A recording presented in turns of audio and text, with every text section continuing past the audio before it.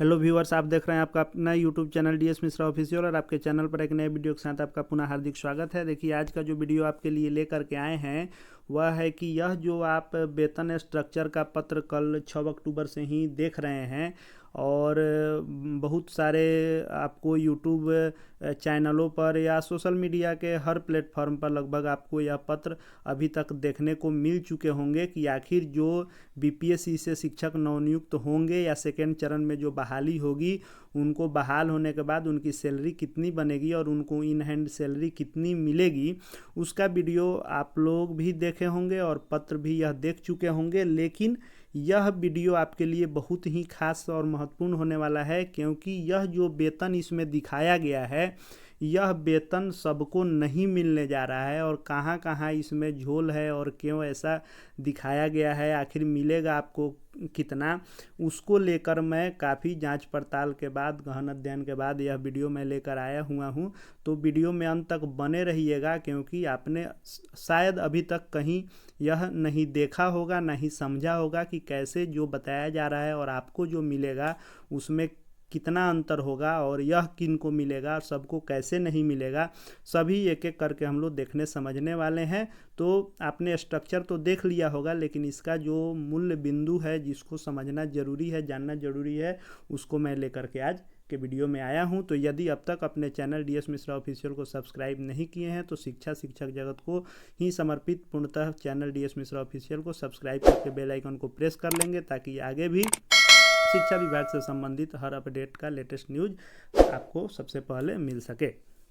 तो देखिए, यह जो पत्र आप देख रहे हैं यह पत्र जो है शिक्षा विभाग के पत्र जो वित्त विभाग के द्वारा स्वीकृत किया गया पद है, जो बीपीएससी ट्री जो है बीपीएससी ट्री 2.0 यानी सेकेंड फेज की जो बहाली होने वाली है, जिसमें 11 से 12 के शिक्षक के 18,830 पद और 9 से 10 के 18,880 पद और 6 से 8 के 31,982 पद, 69,000 कुछ पदों पर जो बहाली होने वाली है, इसके पदों की स्वीकृति और वेतन के मद में वार्षिक व्यय भार कितना होगा स्टेट गवर्नमेंट को, उसको लेकर के महालेखाकार को जो लिखा गया है स्वीकृति के साथ शिक्षा विभाग के द्वारा, तो उसी का अनुलग्नक यह 4 है। बाकी 3 जो अनुलग्नक हैं वह रिक्ति के स्वीकृति के संबंध में है।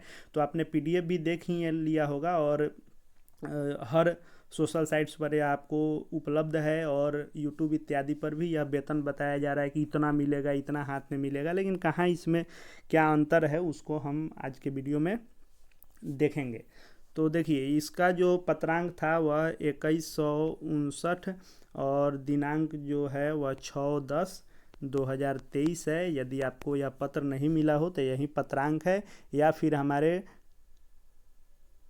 Telegram channel DS Mishra official से जुड़ जाएंगे। वहाँ हर जो है शिक्षा विभाग से संबंधित जितने महत्वपूर्ण पत्र होते हैं वहाँ आपको उपलब्ध हो जाते हैं। तो देखिए, जो यह स्ट्रक्चर दिख रहा है, तो इसमें जो मैंने यहाँ नीचे 1 to 5 का बनाया है या खुद से मैंने एडिट किया है, तो आप यह सोचेंगे कि यह 3 ही दिया गया है, यह कहाँ से आया। तो यह मैंने अपने से एडिट करके बनाया है, क्योंकि जो बीपीएससी ट्री 2.0 सेकेंड फेज की बहाली है वह 6 से 8 और 9 से 10 और 11-12 की ही बहाली हो रही है। 1 to 5 की बहाली नहीं हो रही है सेकेंड फेज में।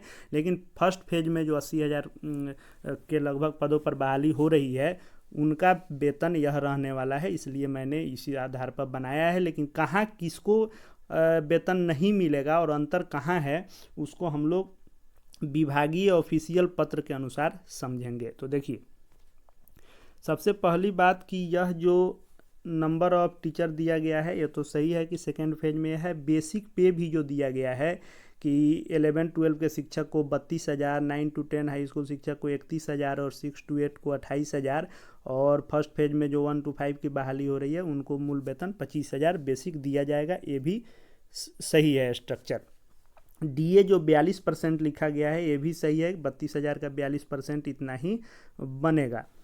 ये 4 दिया गया है, सीटीए दिया गया है, मेडिकल अलाउंस दिया गया है, नेट सैलरी और पेंशन के फंड में सरकार जो 14% देगी वो दिया गया है, ये भी सही है। ग्रॉस सैलरी दिया गया है। अंतर कहाँ आएगा उसको हम लोग आज के वीडियो में समझेंगे। देखिए, इसमें दो चीज़ जो है सबसे समझने वाली बात है, जो सभी लोग देख करके खुश हैं कि इतना वेतन मिलेगा जबकि उतना नहीं मिलेगा। तो अंतर कहाँ जाएगा, ये जो HRA दिया गया है इसमें और जो ये CTA अलाउंस दिया गया है इसमें, ये दो चीज़ नहीं मिलेगा सबको। कैसे नहीं मिलेगा, कितना मिलेगा, वो हम लोग देख लेते हैं। तो देखिए HRA जो 8% दिया गया है, यह HRA 8% रहता है सिर्फ शहरी इलाकों के लिए। जो मुख्यालय है, शहर मुख्यालय नगर निगम है, उसके 8 किलोमीटर क्षेत्र के परिधि में है, यानी आपके ज़िला मुख्यालय टाउन में ही आपकी नौकरी होगी तब आपको 8% मिलेगा। अन्यथा यदि आपको ब्लॉक मुख्यालय में हैं तो 6% मिलना होता है HRA, और ग्रामीण इलाकों में है तो 4% HRA मिलने वाला है। तो आपकी बहाली कहाँ होगी इस पर भी डिपेंड करता है कि HRA आपका घटेगा, क्योंकि हर जगह 16% और 8% नहीं मिलता है। 16% सिर्फ पटना नगर निगम जो है उसमें मिलता है, और बाकी जिला मुख्यालय में 8% अब हो गया है। लेकिन उसके बाहर आप यदि हैं ब्लॉक मुख्यालय में तो 6%, ग्रामीण क्षेत्रों में 4%। तो आपकी जब नियुक्ति होगी तो आपका विद्यालय कहाँ मिलता है उस अनुसार आप ये जो 8% दिया गया है स्ट्रक्चर में, इसमें से आप अपना घटा सकते हैं या बढ़ा सकते हैं। यानी जब ये पटना नगर निगम में हो तो बढ़ा सकते हैं, बाकी अगर शहर में होगा तो सेम ही आपका HRA रहेगा। लेकिन अगर इससे शहर से हट के होता है तो इतना पर आपका जो घटेगा सो आप 8% पर यह कैलकुलेशन दिया गया है। 6 पर जाते हैं तो इसका जो है मूल वेतन का 2% आप अपना घटा लेंगे, और यदि ग्रामीण इलाकों में होगा तो मूल वेतन का 4% घटा लेंगे। तो HRA में यह अंतर है। अब आता है बारी CTA अलाउंस का। तो देखिए बहुत सारा, जिसको आप लोग ब्रांड यूट्यूब चैनल भी कहते हैं, वे सब लोग भी CTA अलाउंस का गलत डिफिनीसन दे रहे हैं। बहुत सारे जगहों पर मैंने भी देखा कि लिखा जा रहा है कि CTA अलाउंस जो है या चिल्ड्रेन एजुकेशन अलाउंस, बच्चों के पढ़ने के लिए जो पैसा देती है सरकार वह है, जबकि यह CTA अलाउंस वह नहीं है। बहुत जगह जो है कॉन्वेंस अलाउंस कहा जा रहा है, तो कई जगह जो है इसको कुछ और नाम दिया जा रहा है। लेकिन CTA अलाउंस स्टेट गवर्नमेंट जो देती है वह क्या होता है, चिल्ड्रेन एजुकेशन जो होता है वह CEA होता है, जो सेंट्रल गवर्नमेंट अपने कर्मचारियों को देती है, लेकिन राज्य सरकार नहीं देती है।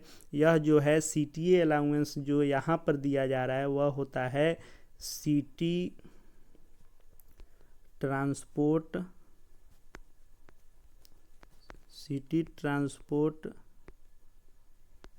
अलाउंस यह होता है, यानी CTA होता है सिटी ट्रांसपोर्ट अलाउंस, यानी शहरी परिवहन भत्ता।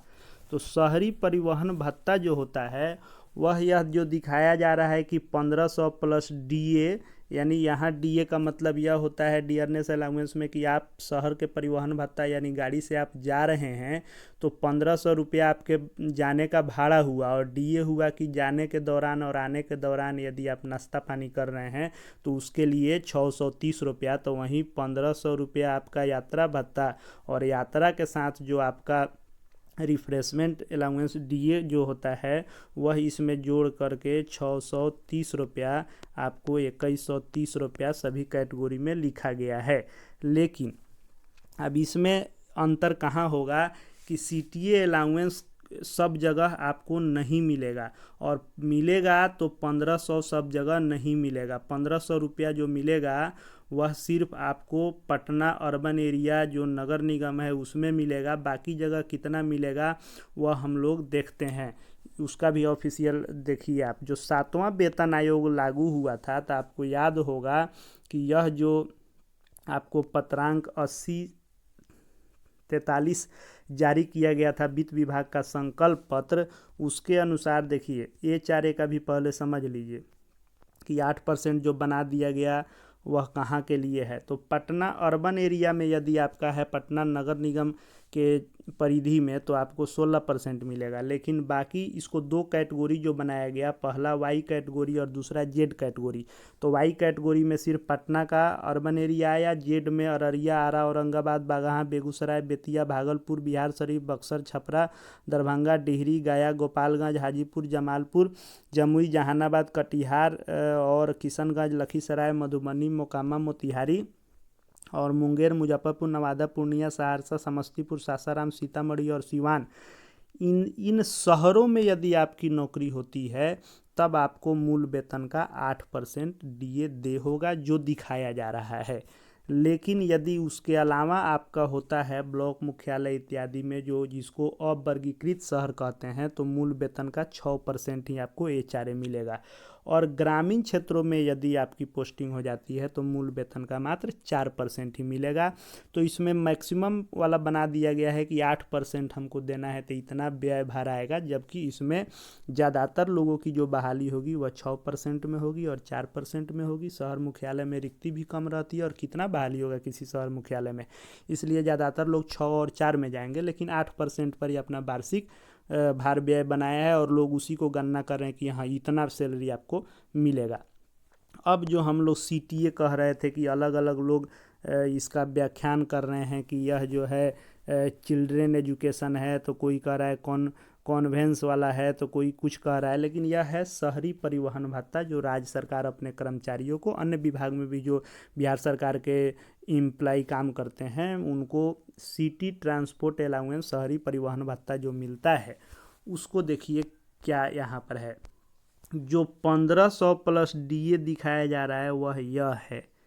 वो अन्य नगर निगम यह जो 1500 प्लस डीए है यह नहीं है, क्योंकि यहाँ वेतन स्तर भी आपको देखना होगा। तो अन्य नगर में 1500 प्लस डीओ, जिसका वेतन स्तर 11 से अधिक होगा उसको मिलेगा, क्लास ए के नौकरी वाले को मिलेगा, और पटना अर्बन एरिया में उनको 4000 प्लस डीए मिलेगा। लेकिन हम लोग चूँकि शिक्षक में जब बहाल होंगे तो वेतन स्तर 1 से 6 के बीच में ही आएंगे। हालांकि यह तो 7वां वेतन आयोग का हूबहू वेतनमान नहीं है, लेकिन फिर भी 1 से 6 के बीच में ही आता है। इसलिए पटना अर्बन एरिया में जिसकी नौकरी होगी उसको इस सीटीए अलाउंस जो दिया जा रहा है वह 1500 प्लस डीए यानी 2130 रुपया मिलेगा। बाकी अन्य नगर निगम, यानी जो अन्य नगर निगम हो गए हैं, जैसे आपको पटना के अलावा गया, मुजफ्फरपुर, मोतिहारी, बेतिया, ये सब जो हुए हैं, वहाँ 600 प्लस डीए मिलेगा। तो 600 जो है आपको टीए हो गया, और इसमें डीए 630 रुपया जोड़ेंगे तो 1230 रुपया ही मिलेगा नगर निगम जो शहर हो गए होंगे। बाकी जो नगर निगम में शहर नहीं आते हैं, या ग्रामीण इलाका है, या ब्लॉक मुख्यालय है, इन सब जगहों पर जो सीटीए अलाउंस है वो आपको 1 रुपया भी नहीं मिलने वाला है। तो इसलिए यह जो सभी में दिखा दिया गया है कि हाँ सभी को सीटीए अलाउंस 2130 रुपया, और लोग मान भी रहे हैं कि नया नियुक्ति में सीटीए सबको दे रहा है, तो सीटीए सबको नहीं मिलेगा। और जिन अधिकारी को गाड़ी सरकार की ओर से मिलती है उनको ईंधन मिलता है, लेकिन जो नौकरी में गाड़ी की सुविधा सरकार नहीं देती है, तो आपको परिवहन भत्ता के रूप में 1500 प्लस डीए पटना के अर्बन एरिया में और 600 प्लस डीए अन्य नगर निगम में, और जो बाकी जगह हैं वहाँ पर सीटीए अलाउंस नहीं मिलता है। मेडिकल तो 1000 मिलता ही है, जो पहले 200 रुपया मिलता था 6ठा आयोग तक, वह 7वें आयोग से 1000 हो गया। तो यह सही है, यह भी ऑफिशियल है, आप देख सकते हैं। जो है इसका ज्ञापांक 8043 है, जो वित्त विभाग का संकल्प पत्र है उसके अनुसार है। तो देखिए अब जो वेतन आप समझिए कि आपको मिलेगा कितना, तो यह जो बना दिया गया या मैक्सिमम बना दिया गया, या अपना व्यय भार निकाल लिया कि सीटीए अलाउंस 2130 सबको देंगे, जबकि यह सबको नहीं मिलने वाला है। 8% यह दिखा दिया, सब कोई जोड़ लिया कि इतना मिलेगा। तो यदि यह जो बनाया गया है यह पटना में यदि आपकी नौकरी होती है पटना नगर निगम में, तब तो आपको नेट सैलरी 11-12 है तो 51,130 रुपया, 9 to 10 के शिक्षक बन रहे हैं बीपीएससी के माध्यम से तो 49,630 रुपया, और 6 to 8 का बन रहे हैं तो 45,130 रुपया, और 1 to 5 के बन रहे हैं तो 40,630 रुपया। और जो पेंशन के मद में आपका 10% कटेगा, सो इसी में से कटेगा, नेट सैलरी में से ही कटेगा, यानी इतना आपको इन हैंड भी नहीं मिलेगा। यह जो दिखाया है यह सिर्फ अपना व्यय भार दिखाया है ना, आपका क्या कटेगा वह तो इसमें दिखाने की इसको आवश्यकता नहीं है। तो यह जो पेंशन के रूप में राज्य सरकार 14% देगी वह इसमें जोड़ा है कि 4480 11 12 को और 9 10 को जो है 4340, 6 to 8 को 3920 और 3500 रुपया जो है 1 to 5 को मिलेगा। और ग्रॉस सैलरी यानी टोटल जो बनेगा वह जो है 11 12 को 55,610, 9 10 को 53,970 और 6 to 8 को 49,050 और 44,130 जो बनेगा 1 to 5 को बनेगा। इस आधार पर मैंने 1 to 5 का बनाया है और यहीं इसके अनुसार होगा ही। आप भी क्रॉस चेक अपना कर लीजिएगा। लेकिन जो आपको इन हैंड मिलेगा तो आपकी अगर 32,000 बेसिक है तो इसका जो है 10%, हालांकि नियम होता है कि बेसिक और डीए दोनों मिलाकर उसका 10% कटना, लेकिन यह जो है पेंशन में 14% जो 4480 और यह 3500 तक हमने दिखाया, तो यह सिर्फ बेसिक का हो रहा है। तो हो सकता है कि आपका भी अंशदान सिर्फ बेसिक का ही कटे, तो 32,000 का 10%, 31,000 का 10% आपकी इस नेट सैलरी में से भी माइनस होगा।